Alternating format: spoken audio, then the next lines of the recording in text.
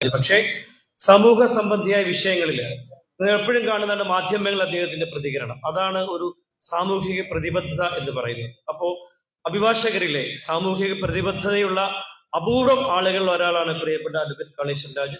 അദ്ദേഹത്തെ പ്രസംഗത്തിനായി ക്ഷണിക്കുന്നു.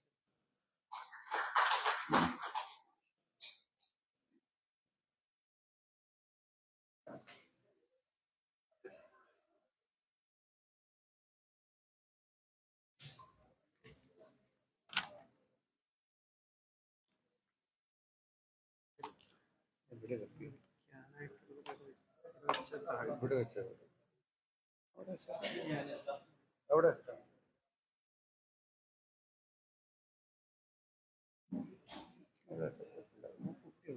വെച്ചിട്ടുണ്ട്. ഞാൻ എടുത്തോളാം.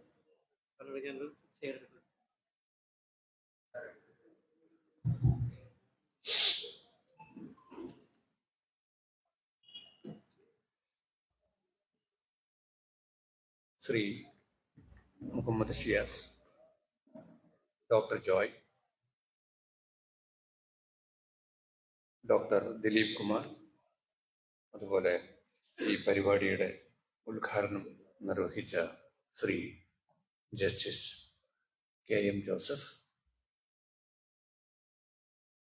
ഡൊമിനിക് പ്രസന്റേഷൻ അടക്കമുള്ള എൻ്റെ നേരിട്ട് പരിചയമുള്ളവരും ഇല്ലാത്തവരുമായിട്ടുള്ള പ്രിയപ്പെട്ട സുഹൃത്തുക്കളെ, സഹോദരി സഹോദരന്മാർ, Sabarmati study centre, Sabarmati study and research centre ഇങ്ങനെയൊരു പരിപാടി ഇവിടെ നടത്തുന്നു എന്ന് ഇതിൻ്റെ പ്രവർത്തകർ എന്നോട് വന്ന് പറഞ്ഞു. അപ്പം ഞാനത് ഒരു ചെറിയ യാത്രയുടെ പ്രശ്നം ഉണ്ടായിരുന്നുവെങ്കിലും ഇവിടെ എത്തുമെന്ന് ഉറപ്പുള്ളത് കൊണ്ട് തന്നെ ഞാൻ അപ്പോൾ തന്നെ അതിന് സമ്മതിച്ചു. ഇവിടെ നമ്മൾ ഈ ഒരു പരിപാടി ഭരണഘടനയെക്കുറിച്ച് പറയുമ്പോൾ പ്രധാനമായിട്ട് തോന്നുന്ന ഒരു കാര്യം പെട്ടെന്ന് തന്നെ പറയാൻ ഉദ്ദേശിക്കുക. ഇതിനൊരു സന്ദർഭമുണ്ട്, അതിനൊരു കോണ്ടെക്സ്റ്റ്. എല്ലാ ടെക്സ്റ്റിനും ഒരു കോണ്ടെക്സ്റ്റ് ഉണ്ടെന്ന് പറയുന്നത് പോലെ ഇന്ത്യയുടെ സ്വതന്ത്ര ഇന്ത്യയുടെ ചരിത്രത്തിൽ ആദ്യമായി നമ്മുടെ പരമോന്നത കോടതിയുടെ നീതിന്യായ തീർപ്പിന്റെ പരമമായ ഇരിപ്പിടത്തിന് നേരെ നിയമലോകത്തുള്ള ഒരാളിൽ നിന്ന് തന്നെ കൂടി ശ്രദ്ധിക്കണം, ഷൂ എടുത്തെറിയുന്ന ഒരു സാഹചര്യം ചരിത്രത്തിൽ, ഇന്ത്യയുടെ ചരിത്രത്തിൽ ഇതുപോലെ മുമ്പ് സംഭവിച്ചിട്ടില്ല. ഒന്ന് രണ്ട് സംഭവങ്ങൾ മുമ്പ് ഉണ്ടായിട്ടുണ്ട്, അതും ഇതുപോലുള്ളതല്ല എന്നുള്ളതാണ് ഞാൻ പറയാൻ ഉദ്ദേശിക്കുന്നത്. മുൻപൊരു ചീഫ് ജസ്റ്റിസിനെതിരെ ഇതുപോലെ ഉണ്ടായപ്പോൾ ഞാൻ കേട്ടിടത്തോളം ജസ്റ്റിസ് ഹിദായത്തുള്ളയുടെ കാലത്ത് ഒരു ഷൂ എറിഞ്ഞത് ഒരു ലിറ്റിഗന്റ് ആയിരുന്നു, ഒരു വ്യവഹാരിയായിരുന്നു. അദ്ദേഹം അപ്പോ സരസമായിട്ട് പറഞ്ഞു, അദ്ദേഹത്തിന്റെ കേസ് അദ്ദേഹത്തിന് നഷ്ടപ്പെട്ടു, ഈ ഷൂ അദ്ദേഹത്തിന് തിരിച്ചു കൊടുത്തു, ഇതെങ്കിലും അവർക്ക് നഷ്ടപ്പെടാതിരിക്കട്ടെ. ജസ്റ്റിസ് ഹിദായത്തുള്ളയുടെ കാലത്ത്. പിന്നെ ഒന്ന് സംഭവിച്ചത് 2009 ഇതുപോലൊരു സന്ദർഭം ഉണ്ടായപ്പോ, അപ്പോ അതും ഒരു വ്യവഹാരത്തിന്റെ കക്ഷിയുടെ ഭാഗത്ത് എന്തോ വലിച്ചെറിഞ്ഞ സന്ദർഭത്തിൽ അവർക്കെതിരെ നിയമ നടപടികളുണ്ടായി. ഇതും ഇപ്പോഴുണ്ടായ സന്ദർഭവും തമ്മിൽ വലിയ വ്യത്യാസം, അടിസ്ഥാനപരമായ വ്യത്യാസം. ഇപ്പോ പണ്ട് ഡെന്നിങ്, ഡിപ്ലോ പ്രഭു ഒക്കെ ഒരു ബെഞ്ചിൽ ഷൂ എറിഞ്ഞപ്പോ അതൊരു വ്യവഹാരിയായിരുന്നു, ഒരു സ്ത്രീയായിരുന്നു. അപ്പൊ അവർക്കെതിരെ കണ്ടംപ്റ്റ് ആക്ഷൻ എടുക്കുന്നില്ല, അവർക്ക് എറിയാനുള്ള കാരണം എന്തെങ്കിലും ഉണ്ടായിരിക്കും എന്ന് ഡെന്നിങ് പ്രഭു പറഞ്ഞപ്പോ അവർ തന്നെ അത്ഭുതപ്പെട്ടു എന്നാണ് ഈ ഇതുമായി ബന്ധപ്പെട്ട പുസ്തകങ്ങളിൽ പറയുന്നത്. പക്ഷെ ഇത്തവണത്തെ ഈ സംഭവം എൻ്റെ അഭിപ്രായത്തിൽ ഇദം പ്രഥമമാണ്. കാരണം അദ്ദേഹത്തിന് ഏതെങ്കിലും ഒരു കേസിൽ എന്തെങ്കിലും ഒരു പരാതിയില്ല, വ്യക്തിപരമായിട്ട് എന്തെങ്കിലും അതിന്റെ നിയതമായ അർത്ഥത്തിൽ അദ്ദേഹത്തിന് ഇന്ത്യയുടെ ചീഫ് ജസ്റ്റിസിനെതിരെ പരാതി. അദ്ദേഹത്തിന്റെ പരാതി ഒരു പൊതു താല്പര്യ വ്യവഹാരവുമായി ബന്ധപ്പെട്ട് മധ്യപ്രദേശിലെ വിഷ്ണു പ്രതിമയുടെ പുനരുദ്ധാരണവുമായി ബന്ധപ്പെട്ട ഒരു പൊതുതാൽപര്യ വ്യവഹാരം. എൻ്റെ എളിയ അഭിപ്രായത്തിൽ ഏതൊരു സുപ്രീം കോടതി ബെഞ്ചും അത്തരത്തിലുള്ള ഒരു കേസ് തള്ളിക്കളയുമായിരുന്നു. കാരണം അത് സുപ്രീം കോടതിയുടെ പരിധിയിൽ വരുന്ന വിഷയമല്ല. പരമാവധി അത് ഭരണ നിർവഹണവുമായി നയ തീരുമാനവുമായി ബന്ധപ്പെട്ട് വരുന്ന കാര്യമാണ് ഒരു പ്രതിമയെ പുനരുദ്ധരിക്കണോ വേണ്ടയോ എന്നുള്ള കാര്യം. കോടതിയുടെ ജുഡീഷ്യൽ റിവ്യൂ വരുന്ന ഒരു വിഷയമേ അല്ല.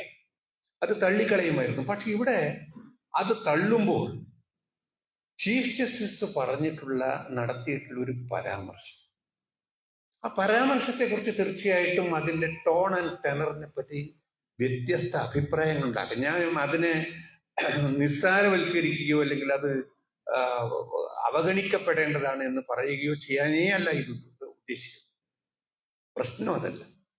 പ്രശ്നം ഇത്തരത്തിലുള്ള ഒരു നടപടി ചീഫ് ജസ്റ്റിസിന്റെ ഭാഗത്തു നിന്നുണ്ടായിക്കഴിഞ്ഞാൽ അതിനോടുള്ള ഒരു ഇന്ത്യൻ പൗരന്റെ, അഭിഭാഷകന്റെ പോട്ടെ, ഒരു ഇന്ത്യൻ പൗരന്റെ പ്രതികരണം എങ്ങനെയായിരിക്കും? ഇതൊരു ഷൂ വലിച്ചെറിയുന്നതിലേക്ക് കാര്യങ്ങളെ നീക്കുകയാണെങ്കിൽ ഈ രാജ്യത്തിന്റെ ഭാവി എന്തായിരിക്കും? ഈ ഭരണഘടനയുടെ ഭാവി എന്തായിരിക്കും? ഈ ചോദ്യത്തെ അഭിസംബോധന ചെയ്യാതെ നമുക്ക് ഭരണഘടനയെക്കുറിച്ചുള്ള ഒരു സംവാദം തന്നെ അസാധ്യമാണ് എന്ന് വിശ്വസിക്കുന്ന ഒരു പൗരനാണ്. ഇതെന്തുകൊണ്ട് സംഭവിച്ചു എന്നുള്ള ചോദ്യം.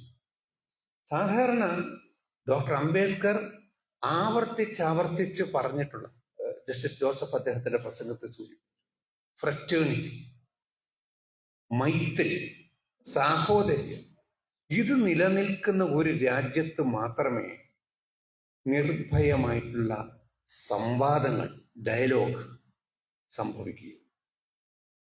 ഇത്തരത്തിലുള്ള ഡയലോഗ് നിർഭയമായി സംഭവിച്ചുകൊണ്ടിരിക്കുന്നെങ്കിൽ മാത്രമേ അൺലിമിറ്റഡ് ഡിസ്കഷൻ, ജസ്റ്റിസ് ബ്രാൻഡിസിന്റെ പ്രസിദ്ധമായിട്ടുള്ള പ്രയോഗം ഓർമ്മിച്ച,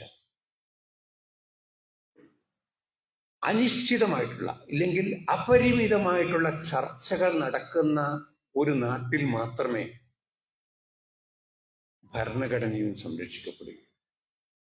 സംവാദം അവസാനിക്കുമ്പോഴാണ് ഹിംസ ആരംഭിക്കുന്നത്.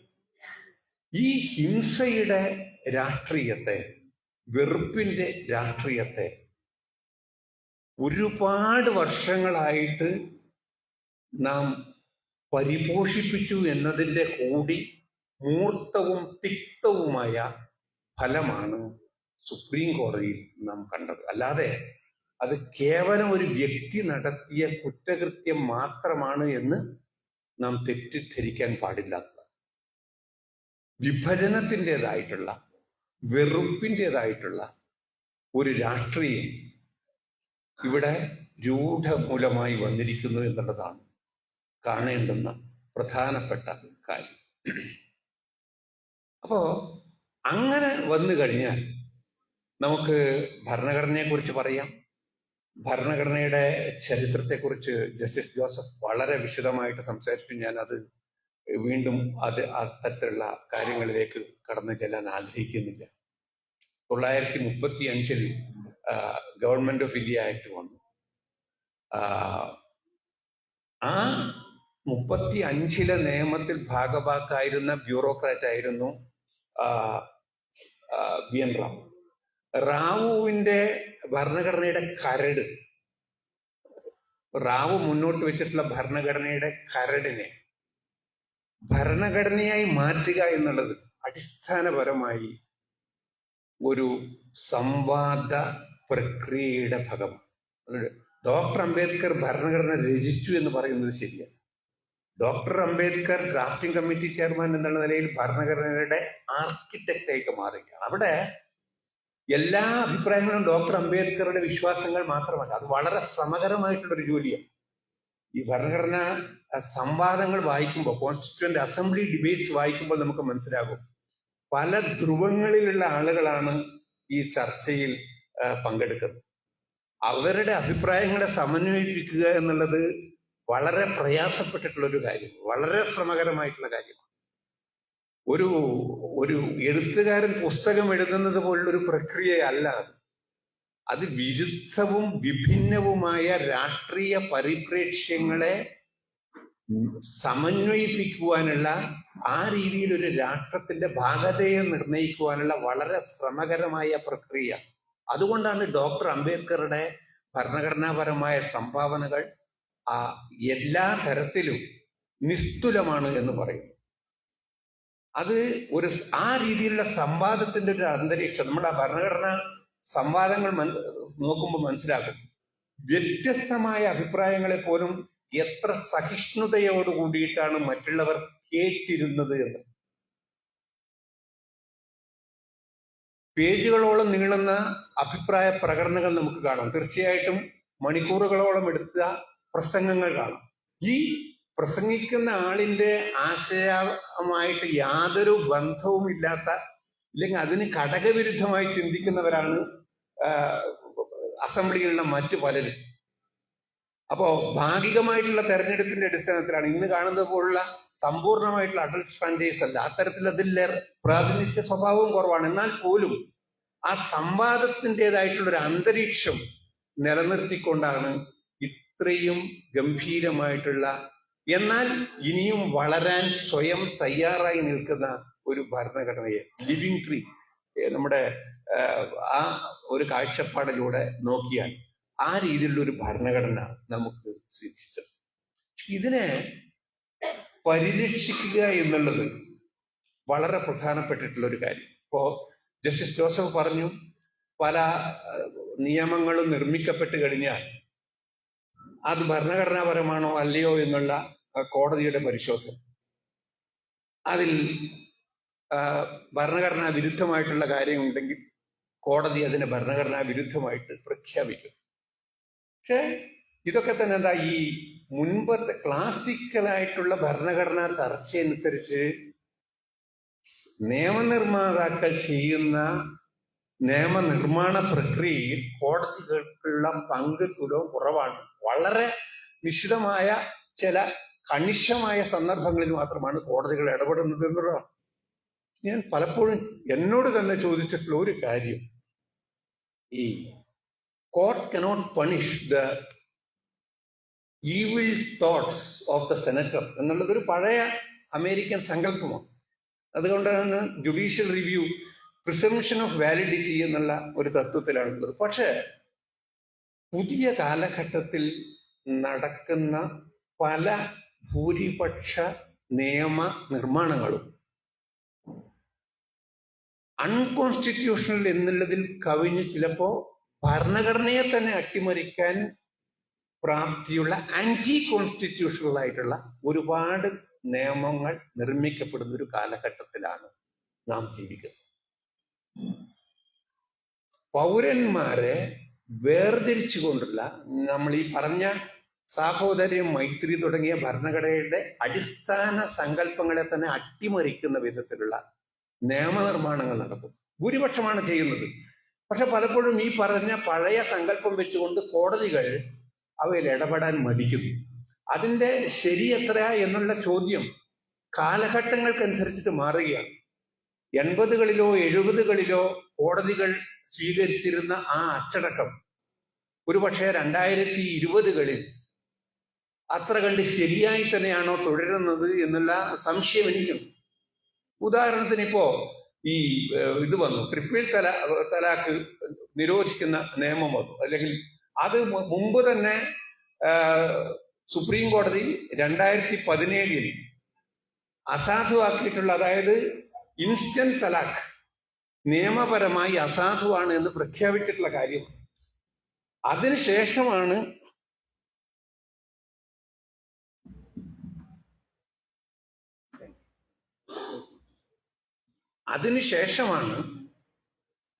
ഈ ഇൻസ്റ്റന്റ് തലാഖ് ക്രിമിനൽ കുറ്റമായിട്ട് പ്രഖ്യാപിക്കുന്ന ഒരു നിയമം പാർലമെന്റ് പാസ്സാക്കുന്നത്. അപ്പൊ പലരും പെട്ടെന്ന് ഇത് തെറ്റായിട്ടുള്ള അധാർമികമായിട്ടുള്ളൊരു കാര്യം. അധാർമികമായിട്ടുള്ള എല്ലാ കാര്യങ്ങളും ക്രിമിനൽ കുറ്റങ്ങളല്ല എന്നുള്ളത് വേറൊരു കാര്യം. അപ്പോ അതിന്റെ ആഴങ്ങളിലേക്ക് പോകാൻ ആരും തയ്യാറായില്ല. മാത്രമല്ല, ഭൂരിപക്ഷം പാർലമെന്റിൽ പാസാക്കിയ ഒരു നിയമമല്ലേ, ആ നിയമം സാധുവാണ് എന്നുള്ളൊരു പ്രിസംഷൻ സ്വീകരിക്കും. ഇത് ചിന്താഗതിക്ക് വലിയ വില കൊടുക്കേണ്ടി വന്ന ഒരു രാജ്യമാണ് നമ്മുടേത് എന്നുള്ളതാണ് ഞാൻ പറയാൻ ഉദ്ദേശിക്കുന്ന കാര്യം. ട്രിപ്പിൾ തലാഖ്, ഇൻസ്റ്റന്റ് ട്രിപ്പിൾ തലാഖ് തെറ്റാണ് എന്നുള്ളത് എല്ലാവർക്കും അറിയാം. അതിന് ക്രിമിനൽ കുറ്റമായി മാറിയപ്പോൾ സംഭവിച്ചത് എന്താണ്? ഒന്ന്, മറ്റ് മതങ്ങളിലുള്ള സമാനമായിട്ടുള്ള വിവാഹ മോചനങ്ങൾക്ക് ഈ രീതിയിലുള്ള ഒരു ശിക്ഷാവിധിയില്ല. അത് ആ അർത്ഥത്തിൽ വിഭജനത്തിൻ്റെതായിട്ടുള്ള സ്വരമടങ്ങുന്ന ഒരു നിയമനിർമ്മാണമാണ്. രണ്ട്, ഈ പലപ്പോഴും ഈ നിയമത്തെ തന്നെ മറികടക്കാൻ വേണ്ടി രേഖാമൂലം തലാക്ക് ചൊല്ലാതെ പലരും ഫലത്തിൽ വേറിട്ട് നിൽക്കുന്ന ഒരു സാഹചര്യം ഉണ്ടാക്കാനാണ് ഈ നിയമം പ്രധാനമായും സഹായിച്ചത്.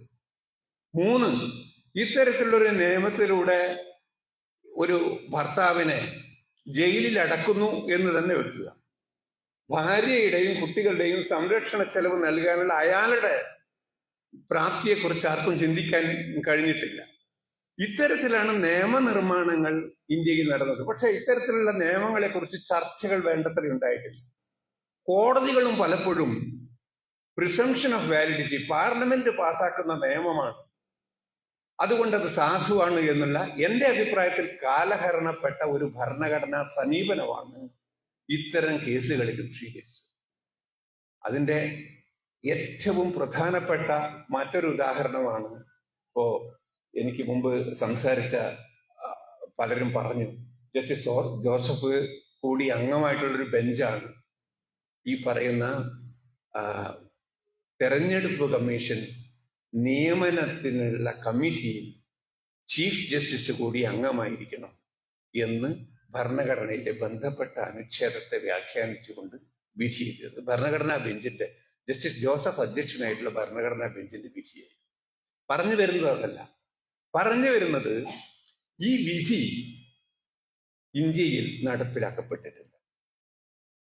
നമുക്കറിയാവുന്നതുപോലെ ഈ വിധി വന്ന് മാസങ്ങൾക്കകം 2023 പുതിയ തെരഞ്ഞെടുപ്പ് കമ്മീഷൻ നിയമം വരികയും പഴയ രീതിയിൽ അനുസരിച്ച് ഇപ്പൊ പറഞ്ഞത് പ്രധാനമന്ത്രിയും പ്രധാനമന്ത്രി നിർദ്ദേശിക്കുന്ന ഒരു ക്യാബിനറ്റ് മന്ത്രിയും പിന്നെ പേരിന് പ്രതിപക്ഷ നേതാവും അടങ്ങിയ കമ്മിറ്റി തന്നെ വേണം തെരഞ്ഞെടുപ്പ് കമ്മീഷണറെ അല്ലെങ്കിൽ കമ്മീഷണർമാരെ നിയമിക്കുവാൻ എന്നുള്ളത്. ഈ നിയമവും സുപ്രീം കോടതിയിൽ ചോദ്യം ചെയ്യപ്പെട്ടു. അപ്പോ വീണ്ടും പറഞ്ഞു, ഭരണഘടനാ ബെഞ്ചിന്റെ വിധി 2 മാസം 3 മാസം മുമ്പ് ഭരണഘടനാ ബെഞ്ചിന്റെ വിധി ഉണ്ടായിട്ടുള്ള ഒരു കേസ്, അതിൽ എങ്ങനെയെങ്കിലും നിങ്ങളൊരു നിയമം നിർമ്മിക്കുന്നത് വരെ എന്നുള്ള അല്ല ഭരണഘടനാ ബെഞ്ച് പറഞ്ഞത്. ജസ്റ്റിസ് ജോസഫിന്റെ അടക്കം ഉള്ള വിധിയിൽ പറഞ്ഞത് ആ നിയമം എങ്ങനെയായിരിക്കണം, എങ്ങനെ ഒരു സ്വതന്ത്ര തെരഞ്ഞെടുപ്പ് കമ്മീഷനെ നിയമിക്കുന്നത് ഒരു സ്വതന്ത്ര സംവിധാനത്തിലൂടെ ആയിരിക്കണം എന്നുള്ള കാര്യം കൂടി പറഞ്ഞതാണ് ഭരണഘടനാ ബെഞ്ചിന്റെ വിധി.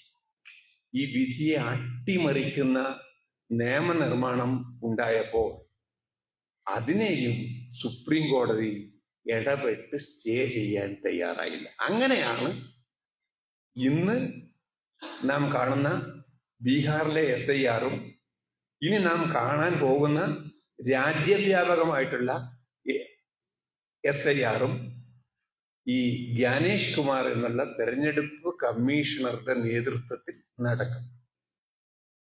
തെരഞ്ഞെടുപ്പ് എന്ന് പറയുന്നത് സാധാരണ ഇന്ത്യൻ ജനാധിപത്യത്തിന്റെ സ്വാതന്ത്ര്യ ശോഷണത്തെ കുറിച്ച് പറയുമ്പോൾ പ്രധാനമായിട്ടും പറയുന്ന ഒരു കാര്യം ഇതൊരു ഇലക്ടറൽ ഓട്ടോക്രസിയാണ് എന്നുള്ളതായി. ആ പദപ്രയോഗം പോലും അപര്യാപ്തമായിട്ടുള്ളൊരു കാലഘട്ടത്തിലാണ് നാം ജീവിക്കുന്നത്. കാരണം ഇവിടെ ഇലക്ഷൻ ശരിയായ രീതിയിൽ നടക്കാത്തിടത്തോളം ഇത് ഒരു ഇലക്ടറൽ ഓട്ടോക്രസി പോലും അല്ലാത്ത ഒരവസ്ഥയിലേക്ക് നാം പതുക്കെ പതുക്കെ എത്തിപ്പെടുകയാണ്. ഇത് വളരെ ഭയാനകമായിട്ടുള്ള ഒരു സാഹചര്യത്തെയാണ് കാണിച്ചു തരുന്നത്. കാരണം നമ്മുടെ എതിർപ്പുകൾ, നമ്മുടെ പ്രതിഷേധങ്ങൾ, നമ്മുടെ അസംതൃപ്തികൾ നാം പ്രകടിപ്പിക്കുന്നത് തെരഞ്ഞെടുപ്പുകളിലൂടെയാണ്. ഇപ്പോ വന്ന് ഒരു പ്രത്യേക വിഭാഗത്തിൽപ്പെട്ട ആളുകളിലെ മഹാഭൂരിപക്ഷത്തെയും ഇലക്ടറൽ റോളിൽ നിന്ന് തന്നെ ഒഴിവാക്കുന്ന ഒരു അവസ്ഥാവിശേഷമുണ്ട്. ബീഹാറിലെ SIR പ്രധാനമായിട്ട് ഉന്നയിച്ചിട്ടുള്ള ഒരു കാര്യം 950 ജനപ്രാതിനിധ്യ നിയമം അനുസരിച്ചിട്ട് ഒരു സംസ്ഥാനത്ത് മൊത്തമായിട്ട് ഒരു സ്പെഷ്യൽ ഇന്റൻസീവ് റിവിഷൻ SIR നിയമത്തിൽ പരാമർശിക്കപ്പെട്ടിട്ടേ ഇല്ല എന്നുള്ളതാണ്. ഒരു സംസ്ഥാനത്ത് മൊത്തത്തിലാകാം, ഒരു തെരഞ്ഞെടുപ്പിന് മുമ്പായിട്ട് മൊത്തത്തില് സാധാരണഗതിയിലുള്ള റിവിഷൻ നടക്കുന്നതിൽ പരാതിയില്ല. ആ രീതിയിലുള്ള റിവിഷനുകളെ കുറിച്ച് മാത്രമേ 950 നിയമത്തിലെ 20-ാം വകുപ്പിൽ പറയുന്നുള്ളൂ, 20-21 വകുപ്പുകളിൽ പറയുന്നുള്ളൂ. അപ്പോ ഒരു സംസ്ഥാനത്ത് മാത്രം അത് സ്പെഷ്യൽ ഇന്റൻസീവ് റിവിഷൻ എന്ന് പറയുന്നത് നിയമം അനുസരിച്ച് ഒരു കോൺസ്റ്റിറ്റ്യുവൻസി അല്ലെങ്കിൽ ഒരു കോൺസ്റ്റിറ്റ്യുവൻസിയുടെ ഒരു പ്രത്യേക ഭാഗത്ത് മാത്രം ചെയ്യാവുന്ന ഒന്നാണ് സ്പെഷ്യൽ റിവിഷൻ. മറ്റു രീതിയിലുള്ള റിവിഷൻ ആകാം. ഇതാണ് ഇപ്പോ മറ്റ് സംസ്ഥാനങ്ങളിൽ നടക്കാൻ ഉദ്ദേശിക്കുന്ന റിവിഷനുകൾ ആകാം. പക്ഷെ ബീഹാറിൽ സ്പെഷ്യൽ റിവിഷൻ എന്ന് പറഞ്ഞ് തെരഞ്ഞെടുപ്പിന് തൊട്ട് മുമ്പേ ചെയ്യാൻ നിർദ്ദേശിച്ച സ്പെഷ്യൽ ഇന്റൻസീവ് റിവിഷൻ SIR ഈ പറയുന്ന 950 ജനപ്രാതിനിധ്യ നിയമത്തിൽ വിവക്ഷിച്ചിട്ടില്ലാത്ത കാര്യമാണ് എന്നുള്ളതായിരുന്നു ഈ കേസിൽ ഉന്നയിക്കപ്പെട്ടിട്ടുള്ള ഏറ്റവും പ്രധാനപ്പെട്ട വളരെ പ്രകടമായിട്ടുള്ള വാദഗതി. നിർഭാഗ്യം എന്ന് പറയട്ടെ, ഇതുമായി ബന്ധപ്പെട്ടിട്ട് അടിസ്ഥാനപരമായ ഈ വാദമുഖങ്ങളെ അഭിസംബോധന ചെയ്യാതെ ഘട്ടം ഘട്ടമായി എന്താണോ തെരഞ്ഞെടുപ്പ് കമ്മീഷൻ ഉദ്ദേശിച്ചത് ബീഹാറിൽ, അത് ഏതാണ്ട് അതുപോലെ ചെയ്തു കൊടുക്കുന്ന ഒരു പ്രക്രിയയാണ് നിർഭാഗ്യവശാൽ ഇതുമായി ബന്ധപ്പെട്ട സുപ്രീം കോടതി കേസിൽ സംഭവിച്ചത്. ഇതിന്റെ ഗൗരവം എത്ര പേർ ആഴത്തിൽ മനസ്സിലാക്കിയിട്ടുണ്ട് എന്നുള്ളത് എനിക്ക് അറിഞ്ഞുകൊള്ളു. അപ്പോ പലപ്പോഴും ഒരു ഭൂരിപക്ഷാധിഷ്ഠിതമായിട്ടുള്ള സർക്കാർ എക്സിക്യൂട്ടീവ് ചെയ്യുന്ന ഭരണഘടനാ വിരുദ്ധമായിട്ടുള്ള കാര്യങ്ങളെ പ്രോത്സാഹിപ്പിക്കുകയോ അല്ലെങ്കിൽ അതിന് കൂട്ടുനിൽക്കുകയോ ചെയ്യുന്ന അവസ്ഥയിലേക്ക് കോടതികൾ പോലും നീങ്ങിപ്പോകുന്ന അവസ്ഥ. ഇത് ഭരണഘടന നേരിടുന്ന വളരെ പ്രധാനപ്പെട്ട ഒരു വെല്ലുവിളി. 2019 2 അക്കാഡമിക്കുകൾ ചേർന്നിട്ട് ഒരു പ്രസിദ്ധമായിട്ടൊരു പഠനം നടത്തി. അവർ ലോകത്തെ പല രാജ്യങ്ങളിലും എങ്ങനെയാണ് ജനാധിപത്യ രാജ്യങ്ങളിൽ കോടതികൾ എന്താണ് ചെയ്യുന്നത് എന്നുള്ളതിനെ കുറിച്ച് റോസലിൻ ഡിക്സൺ എന്ന് പറഞ്ഞിട്ട് അവരും അവരുടെ സഹപ്രവർത്തകരും കൂടി ഡേവിഡ് ലിൻഡാവോ എന്നത് 2 പേർ ചേർന്നിട്ട് ഒരു പഠനം നടത്തി. അവരുടെ പഠനത്തിന്റെ പേര് തന്നെ അബ്യൂസീവ് ജുഡീഷ്യൽ റിവ്യൂ. അതിന്റെ sub title courts against democracy എന്നുണ്ട്. എങ്ങനെ കോടതികൾ ജനാധിപത്യത്തെ അട്ടിമറിക്കുന്നു കാലാന്തരത്തിൽ എന്നുള്ളതാണ് ഈ പഠനത്തിന്റെ. അത് വളരെ ആഴത്തിലുള്ള ഒരു സർവേയാണ്. പല രാജ്യങ്ങളിലും എന്താണ് നടക്കുന്നത് എന്ന് ഈ പഠനം ചൂണ്ടിക്കാണിക്കുകയാണ്. പലയിടത്തും ഇപ്പോ സോവിയറ്റ് റഷ്യയിൽ അവിടെ ഭരണഘടന ഭേദഗതി ചെയ്യുക, പുടിൻ ആയുഷ്കാല പ്രസിഡന്റായിട്ട് മാറുകയാണ് സോവിയറ്റ് റഷ്യയിൽ. അത് സംഭവിക്കുന്നത് ഭരണഘടനാ ഭേദഗതിയിലൂടെ. ഇത് അവിടുത്തെ കോടതികളും അനുവദിച്ചു കൊടുക്കുക. പല ലാറ്റിൻ അമേരിക്കൻ രാജ്യങ്ങളിൽ, ബൊളീവിയ, ഇക്വഡോർ, പല ലാറ്റിൻ അമേരിക്കൻ രാജ്യങ്ങളിലും ഇതുപോലെ പ്രസിഡൻഷ്യൽ ടെന്യൂർ വർദ്ധിക്കുകയാണ്. ഭരണഘടനയിൽ പറഞ്ഞിട്ടുള്ളതിൽ നിന്ന് വ്യത്യസ്തമായിട്ട് അധികാരികൾക്ക് അധികകാലം അധികാരം നിലനിർത്താനുള്ള നിയമനിർമ്മാണങ്ങൾ നടക്കുകയും അതിനെ കോടതികൾ അംഗീകരിക്കുക. അതുപോലെ പല സന്ദർഭങ്ങളിൽ ഇതിപ്പോ ബീഹാറിലെ SIR അതിലുള്ള ഒരു കാര്യം മാത്രമാണ്. ഈ കാർഷിക നിയമങ്ങളുടെ വളരെ രക്തം കട്ട പിടിച്ച ഒരു ചരിത്രം മാറ്റി നിർത്തിക്കഴിഞ്ഞാൽ ഇന്ത്യയിലെ ഏതാണ്ട് എല്ലാ ഭൂരിപക്ഷ നിയമനിർമ്മാണങ്ങളും കോടതികളാൽ സ്പർശിക്കപ്പെടാതെ പോവുകയാണ് ചെയ്തത്. ഇന്ത്യയിലെ പ്രധാനപ്പെട്ട എക്സിക്യൂട്ടീവ് സംരംഭങ്ങളൊക്കെ തന്നെ കോടതികളാൽ അതത് സമയത്ത് സ്പർശിക്കപ്പെടാതെയാണ് പോയത്. ഇപ്പൊ കശ്മീരിന്റെ കാര്യം നമുക്കറിയാം. എപ്പോഴാണ് കോടതി വാദത്തിനെടുത്തത്, വിധി പറഞ്ഞത്? ഡിമോണിറ്റൈസേഷൻ, നോട്ട് ബന്ദിയുമായിട്ടുള്ള കാര്യങ്ങൾ. കോടതികൾ ഈ നോട്ട് നിരോധനവുമായിട്ടുള്ള കേസ് വർഷങ്ങൾക്ക് ശേഷം പരിഗണിച്ചപ്പോൾ അത് കേവലം ഒരു അക്കാഡമിക് വിഷയം പോലും അല്ലാത്ത അവസ്ഥയിലായിരുന്നു എന്ന് നമുക്കറിയാം. ഇങ്ങനെ പ്രധാനപ്പെട്ട എല്ലാ കാര്യങ്ങളും ഈ രീതിയിൽ നടപ്പിലാക്കുകയും അതുവഴി ഭരണഘടനയുടെ അന്തസ്സത്ത തന്നെ അസ്തമിക്കുകയും ചെയ്ത ഒരു സാഹചര്യത്തിലാണ് നാം ജീവിക്കുന്നത്. ഇത് വളരെ വ്യത്യാസമുള്ള, വളരെ സവിശേഷമായിട്ടുള്ള ഒരു കാലഘട്ടമാണ്. നമുക്ക് ആർക്കും തെറ്റിദ്ധാരണ വേണ്ട ഒരു ഭരണഘടന അനശ്വരമാണ് എന്നുള്ളത് ശരിയല്ല. ഭരണഘടനകളും ഹ്രസ്വമാണ്, കാലത്താൽ ബന്ധിതമാണ്. മുൻപ് ഇവിടെ ചിക്കാഗോ യൂണിവേഴ്സിറ്റിയിലെ ചില പഠിതാക്കൾ ചേർന്നിട്ട് വളരെ പ്രധാനപ്പെട്ട ഒരു പഠനം നടത്തുകയാണ്. അവര് അമേരിക്കൻ കോൺസ്റ്റിറ്റ്യൂഷൻ എത്രയും കാലമായിട്ട് നിലനിൽക്കുന്നതിനെ കുറിച്ച് ജസ്റ്റിസ് ജോസഫ് പറയുക. പക്ഷെ മൊത്തത്തിൽ ആഗോളമായി നോക്കിക്കഴിഞ്ഞാൽ സ്ഥിതി വളരെ നടുക്കമുളവാക്കുന്ന ഒന്നാണ്. ഭരണഘടനയുടെ ആയുസ്സിനെ കുറിച്ചിട്ട്, ശരാശരി ആയുസ്സിനെ കുറിച്ച് അവർ പഠിക്കുകയുണ്ടായി. 1798 മുതൽ ലോകത്തെ വ്യത്യസ്ത രാജ്യങ്ങളിലെ ഭരണഘടനകളുടെ ആയുസ്സിനെ കുറിച്ച് പഠിച്ച അവർ കണ്ടെത്തിയത് average life span of written constitution എത്രയാണെന്ന് അവർ കണ്ടെത്തിയത് യൂണിവേഴ്സിറ്റി ഓഫ് ചിക്കാഗോ 2009 ഒരു പഠനമാണ്. വെറും 17 വർഷം മാത്രം.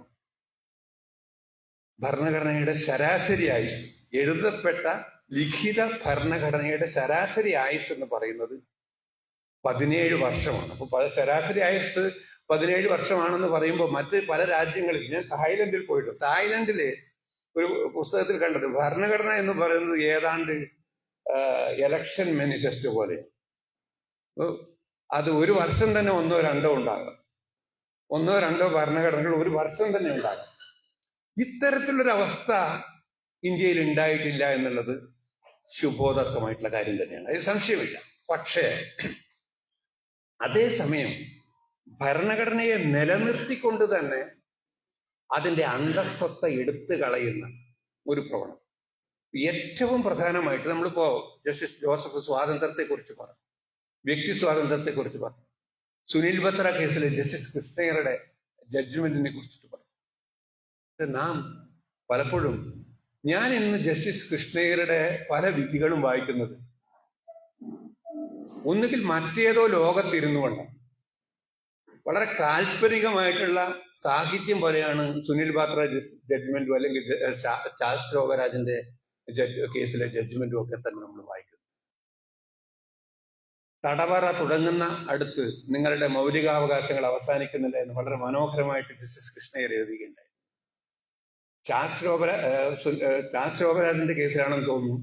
അദ്ദേഹം ആവശ്യപ്പെട്ട പല കാര്യങ്ങളും അദ്ദേഹത്തിന്റെ അറസ്റ്റ് കാരണം, അദ്ദേഹത്തിന്റെ കരുതൽ തടങ്കൽ കാരണം, അപ്രസക്തമായിട്ടുള്ള ഒരു കാര്യത്തിനും ചില നിയമ തത്വങ്ങൾ, സോളിറ്ററി കൺഫൈൻമെന്റുമായിട്ട് ബന്ധപ്പെട്ടിട്ടുള്ള നിയമ തത്വങ്ങൾ ജസ്റ്റിസ് കൃഷ്ണയ്യർ മുൻപോട്ട് വെക്കുകയില്ല. എന്നിട്ട് ആ വിധിയുടെ അവസാന ഭാഗത്ത് അദ്ദേഹം എഴുതി, ചാൾസ് ഇത് വ്യക്തിപരമായിട്ട് ഗുണം ചെയ്യണമെന്നില്ല. He might have lost his battles but he is winning the war എന്ന് പറഞ്ഞു. അങ്ങനെയാണ് ഏകാന്ത തടങ്കലിനെ കുറിച്ചിട്ടുള്ള വളരെ സുപ്രധാനമായിട്ടുള്ള ജസ്റ്റിസ് കൃഷ്ണയ്യരുടെ വിധി ചാൾസ് ശോഭരാജിന്റെ കേസിൽ വരികയും അത് ഒരുപാട് ആയിരക്കണക്കിന് ആളുകൾക്ക് പിൽക്കാലത്ത് ഗുണകരമായിട്ട് വന്നു. അങ്ങനെയാണ് ചാൾസ് ശോഭരാജ് ആ യുദ്ധം ജയിച്ചു എന്ന് ജസ്റ്റിസ് കൃഷ്ണയ്യർ പറഞ്ഞു. ഇന്നത്തെ സാഹചര്യത്തിൽ നോക്കുമ്പോൾ നമുക്കറിയാം, പല കേസുകളിൽ ഉമർ ഖാലിദിന്റെ കേസ് നമുക്കറിയാം. ഉമർ ഖാലിദ് വർഷങ്ങളോളമായിട്ട് ജയിലിൽ കഴിക്കുകയാണ്. ചില മുദ്രാവാക്യം വിളിയുടെ പേരിൽ ഒരാളെ രാജ്യദ്രോഹ കുറ്റം ചുമത്തി അല്ലെങ്കിൽ UAPA കുറ്റം ചുമത്തി വർഷങ്ങളോളം ജാമ്യം നൽകാതെ അദ്ദേഹം വിചാരണ കോടതി തൊട്ട് സുപ്രീം കോടതി വരെയുള്ള എല്ലാ വേദികളും കയറി ഇറങ്ങിയതിനു ശേഷം അദ്ദേഹം ഇപ്പോൾ ജയിലിൽ കിടക്കും. ലഡാക്കിൽ വളരെ പ്രസിദ്ധനായിട്ടുള്ള മഗസാസെ അവാർഡ് ജേതാവായിട്ടുള്ള പരിസ്ഥിതി പ്രവർത്തകൻ ഇപ്പോഴും ഞാൻ ഈ സംസാരിക്കുമ്പോഴും നമ്മുടെ ഈ കാര്യം ചർച്ച ചെയ്യുമ്പോഴും ജയിലിൽ കിടക്കുക. നമ്മുടെ കോടതികൾക്ക് അവരെ രക്ഷിക്കാൻ കഴിയുന്നില്ല. വളരെ പ്രാഥമികമായിട്ടുള്ള സ്വാതന്ത്ര്യം അതിന്റെ മൂർത്തമായിട്ടുള്ള രൂപത്തിൽ ഒരാളെ അകാരണമായി, അനുചിതമായി, അധാർമികമായി ദിവസങ്ങളോളം, വർഷങ്ങളോളം ജയിലിൽ കിടത്തരുത് എന്ന് പറയാൻ പോലും നമുക്ക് കഴിയുന്നില്ല. ഇത് വലിയ ഒരു ഭരണഘടനാ പ്രതിസന്ധി അല്ലേ എന്നുള്ള ചോദ്യം നമുക്ക് സ്വയം ചോദിക്കേണ്ടതായി വന്നിരിക്കും. ഇതുപോലുള്ള ഒരുപാട് പ്രശ്നങ്ങൾ, വെറുപ്പ് ഒരു പ്രത്യയശാസ്ത്രമായി മാറിയിരിക്കുന്നു. മതം വന്നു കഴിഞ്ഞാൽ പിന്നെ നാം ഒരു തരത്തിലുള്ള അന്ധത കൈവരിക്കുകയാണ്. അതുകൊണ്ടാണ് ഈ ഞാൻ തുടക്കത്തിൽ സൂചിപ്പിച്ച സന്ദർഭത്തിൽ ഇന്നും പലരും ആ നീക്കത്തെ അപലപിക്കുന്നില്ല എന്നത്. ഞാനൊരു ലേഖനം എഴുതി 2-3 ദിവസം മുമ്പ് ന്യൂ ഇന്ത്യൻ അസോസിയേഷൻ ഒരു ലേഖനം ഈ സംഭവത്തെ കുറിച്ച്. എനിക്ക് വന്ന കത്തുകൾ പലതും എന്റെ അഭിപ്രായം തെറ്റാണെന്ന് പറയുന്നു. അതായത് ആ എറിഞ്ഞതിൽ തെറ്റില്ല എന്ന് പറയുന്ന ആളുകൾ നല്ല ഇംഗ്ലീഷിൽ ഇത് ഈ രാജ്യത്ത് സംഭവിച്ചിട്ടുള്ളൊരു മാറ്റമാണ്. അദ്ദേഹം അങ്ങനെ പറഞ്ഞതുകൊണ്ട് ഞാൻ ആകെ പറഞ്ഞത് അദ്ദേഹം പറഞ്ഞത് തെറ്റാണെങ്കിൽ പോലും അദ്ദേഹത്തെ ഷൂ കൊണ്ടോ ഇല്ലെങ്കിൽ മറ്റൊരു വസ്തു കൊണ്ടോ എറിയുന്നതിന് പകരം നിങ്ങൾ അതിനെ സംവാദ വിഷയമാക്കണമെന്നുള്ള വളരെ എളിയ അഭിപ്രായം മാത്രമാണ് ആ ലേഖനത്തിൽ പറഞ്ഞത്. പക്ഷേ ആളുകൾ പലരും, റിട്ടയേർഡ് പ്രൊഫസർ അടക്കമുള്ള ആളുകൾ അദ്ദേഹത്തിന് ഇത് വേണം എന്ന് ചിന്തിക്കുന്ന രീതിയിലേക്ക് നമ്മുടെ രാജ്യം എത്തിച്ചേർന്നിരിക്കുന്നത്. അതുകൊണ്ട് ഇന്ത്യൻ ഭരണഘടന അഭിമുഖീകരിക്കുന്നത് എൻ്റെ അഭിപ്രായത്തിൽ ഈ ഭരണഘടനാ പ്രതിസന്ധി എന്ന് പറയുന്ന ഒന്നില്ല. എല്ലാ ഭരണഘടനാ പ്രതിസന്ധിയും യഥാർത്ഥത്തിൽ ഒരു രാഷ്ട്രീയ പ്രതിസന്ധിയാണ്, ഒരു സാംസ്കാരിക പ്രതിസന്ധിയാണ്, ഒരു സാമൂഹിക പ്രതിസന്ധി.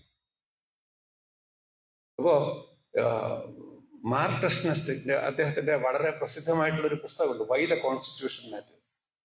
ജസ്റ്റിസ് ചന്ദ്രചൂഡിന്റെയും പുസ്തകത്തിന്റെ പേര് ഇത് തന്നെയാണ്.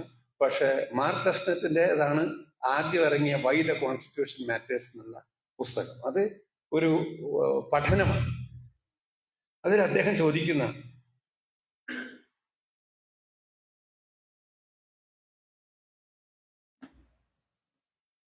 വളരെ പ്രധാനപ്പെട്ടിട്ടുള്ള ഒരു ചോദ്യം, എന്തുകൊണ്ട് ഭരണഘടന പ്രധാനമാകുന്നു? അതിന് അദ്ദേഹം നൽകുന്ന ഒരു ഉത്തരമുണ്ട്. ഭരണഘടന പ്രധാനമാകുന്നത് അത് നമ്മുടെ മൗലികാവകാശങ്ങളെ സംരക്ഷിക്കുന്നു എന്നുള്ളത് കൊണ്ടാണെന്ന് നമുക്ക് പെട്ടെന്ന് തോന്നും. പക്ഷെ അതല്ല ശരി. ഭരണഘടന യഥാർത്ഥത്തിൽ ചെയ്യുന്നത് നമ്മുടെ മൗലികാവകാശങ്ങളെ സംരക്ഷിക്കുവാൻ പ്രാപ്തമായിട്ടുള്ള ഒരു രാഷ്ട്രീയത്തിന് ആകൃതി നൽകുന്നു എന്നുള്ളതാണ്. അതുകൊണ്ട് ഭരണഘടനയല്ല പ്രധാനം, മറിച്ച് അതിനെ താങ്ങി നിർത്താൻ ആവശ്യമായിട്ടുള്ള രാഷ്ട്രീയമാണ് പ്രധാനം എന്നതാണ് ടെസ്നറ്റ് മുൻപോട്ട് വെക്കുന്ന അടിസ്ഥാനപരമായിട്ടുള്ള ആശയം. അല്ലാതെ ഒരു തത്വത്തിലുള്ള അല്ലെങ്കിൽ ടെക്സ്റ്റുവൽ ആയിട്ടുള്ള ഒരു ഭരണഘടന സ്വയം നമ്മെ ഈ പറയുന്ന പോലെ രക്ഷിക്കുകയോ അല്ലെങ്കിൽ സംരക്ഷിക്കുകയോ നിലനിർത്തുകയോ പോഷിപ്പിക്കുകയോ ചെയ്യും എന്ന് കരുതുന്നത് ശരിയല്ല. ഇത് ഭരണഘടനയെക്കുറിച്ച് പഠിച്ചിട്ടുള്ള എല്ലാവരും, ഇപ്പൊ ഗ്രാൻവിലെ വില്യംസ് അടക്കം ഭരണഘടനയെ കുറിച്ചിട്ട് പഠിച്ചിട്ടുള്ള എല്ലാവരും പേർത്തും പറഞ്ഞിട്ടുള്ള കാര്യം, നമുക്കൊരു ടെക്സ്റ്റുവൽ ആയിട്ടുള്ള ഒരു കോൺസ്റ്റിറ്റ്യൂഷൻ, അതിനെ സംരക്ഷിക്കാൻ പ്രാപ്തമായിട്ടുള്ള ഒരു രാഷ്ട്രീയം ഉണ്ടെങ്കിൽ മാത്രമേ നിലനിൽക്കൂ.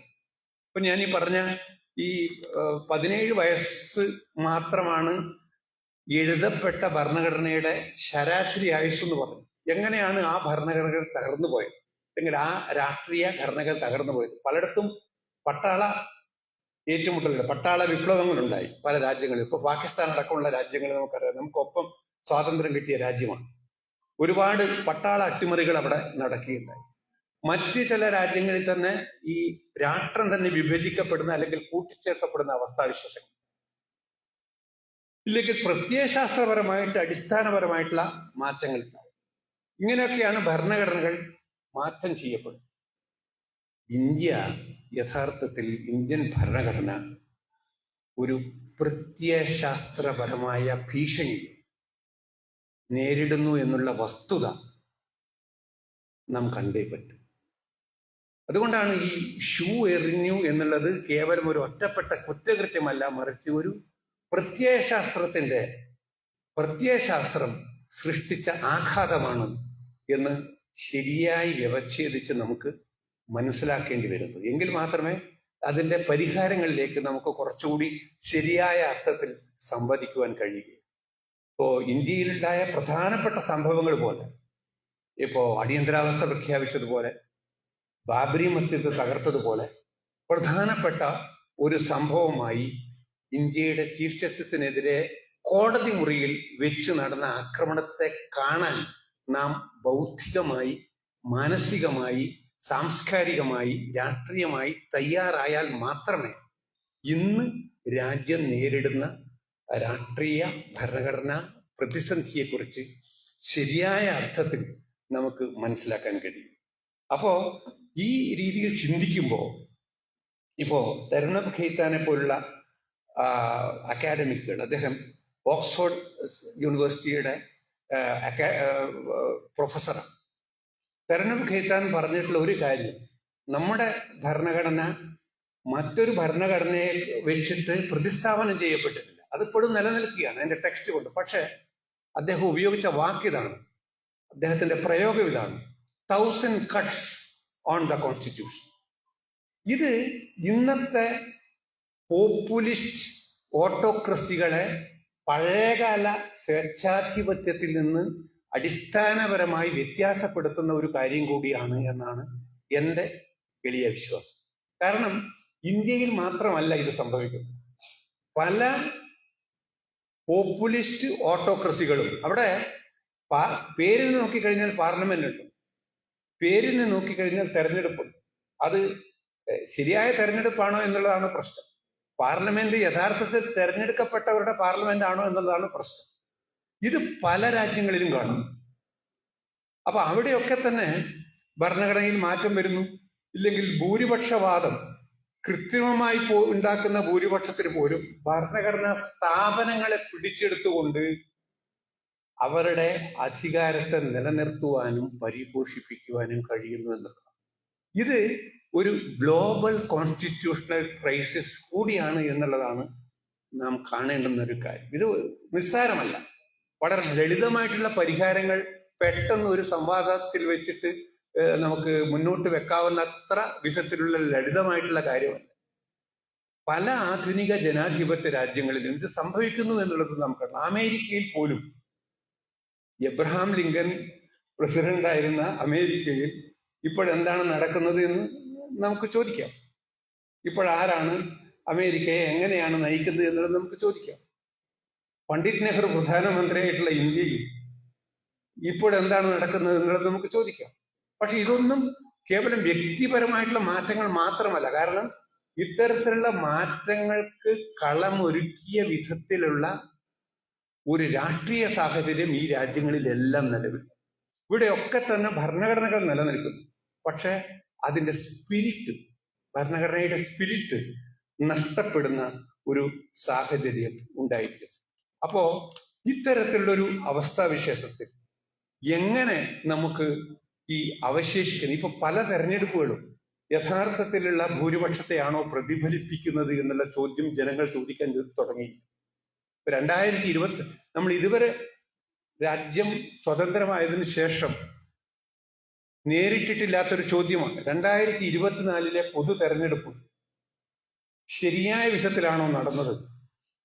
ഇന്ന് നമ്മെ ഭരിക്കുന്നവർക്ക് ഈ തെരഞ്ഞെടുപ്പിൽ അർഹിച്ചിട്ടുള്ള ഇല്ലെങ്കിൽ കൃത്യമായിട്ടുള്ള അംഗീകാരം ലഭിച്ചിട്ടുണ്ടോ, അവർക്ക് ആ അർത്ഥത്തിലുള്ള ലെജിറ്റിമസി ഉണ്ടോ എന്നുള്ള ചോദ്യം ഇന്ന് രാജ്യവ്യാപകമായി ഉന്നയിക്കപ്പെടുക.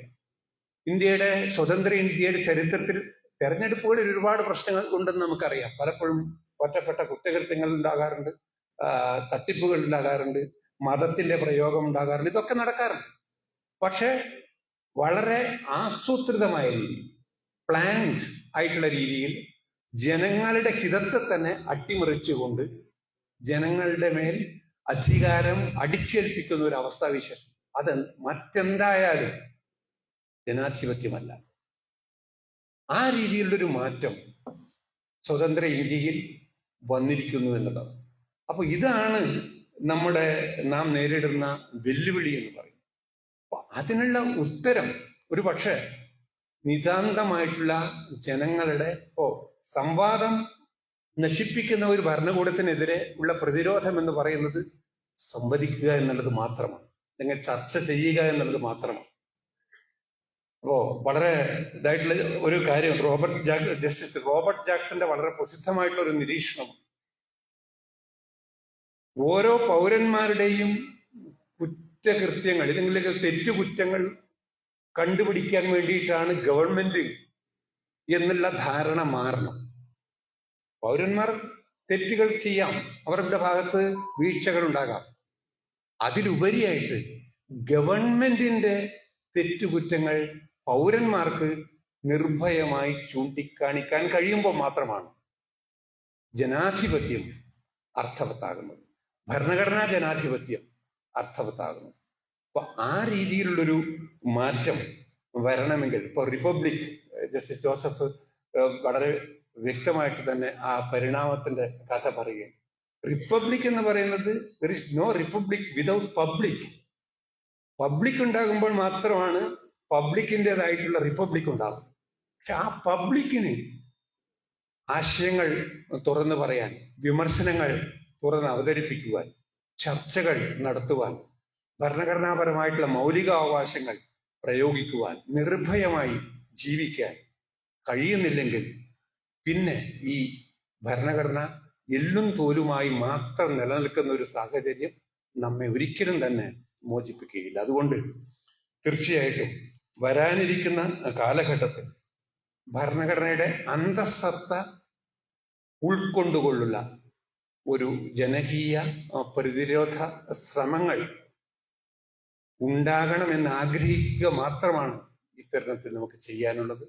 കേരളം പോലുള്ള ഒരു അഭിജ്ഞ സംസ്ഥാനത്തിന് അത്തരം കാര്യങ്ങളിൽ നേതൃപരമായിട്ടുള്ള ഒരു പങ്ക് ഏറ്റെടുക്കാൻ കഴിയും. അതിന് ഏറ്റെടുക്കുന്നുണ്ടോ എന്നുള്ളത് മറ്റൊരു കാര്യം, മറ്റൊരു ചർച്ചാ വിഷയമാണ്.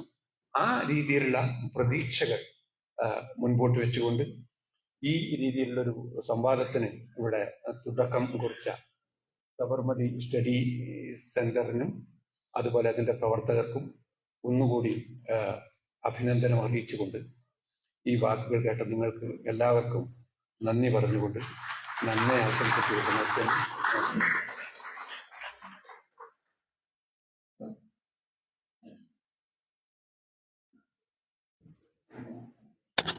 ഈ രണ്ട് പ്രഭാഷണവുമായി ബന്ധപ്പെട്ട് എന്തെങ്കിലും ചോദ്യങ്ങൾ ആർക്കെങ്കിലും ചോദിക്കാനുണ്ടെങ്കിൽ അതുകൂടി ചോദിക്കാനുള്ള അവസരമുണ്ട് എന്നുകൂടി.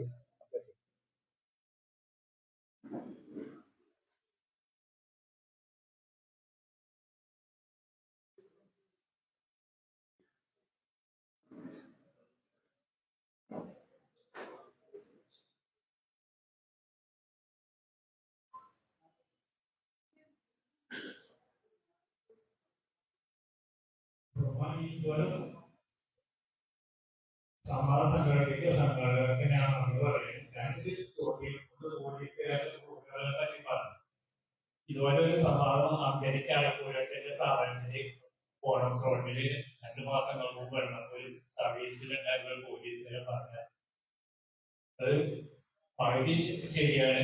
ആ പോലീസുകാരൻ 100% ഈ നാലാമതൊരു പ്രതി പെട്ടെന്ന് കോടതി വിധി പ്രഖ്യാപിച്ച താരങ്ങളാണ് മെഡിക്കൽ കോളേജിലുണ്ട്. 10-30 ദിവസം ആ പോലീസുകാരെ ആ പ്രതിമ